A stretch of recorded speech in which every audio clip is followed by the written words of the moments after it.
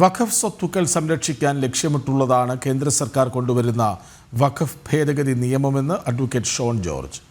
12 ലക്ഷം കോടി രൂപയുടെ ആസ്തിയുള്ള വഖഫ് ബോർഡിന് വരുമാനം 91 കോടി രൂപയാണ്.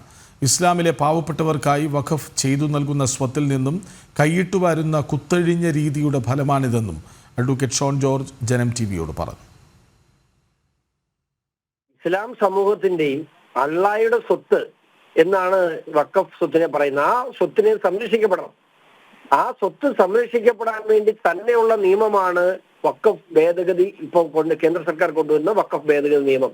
അത് ഇനിയെങ്കിലും മനസ്സിലാക്കാൻ ഇവിടുത്തെ ഇത്തരം സംഘടനകൾ തയ്യാറാകണം.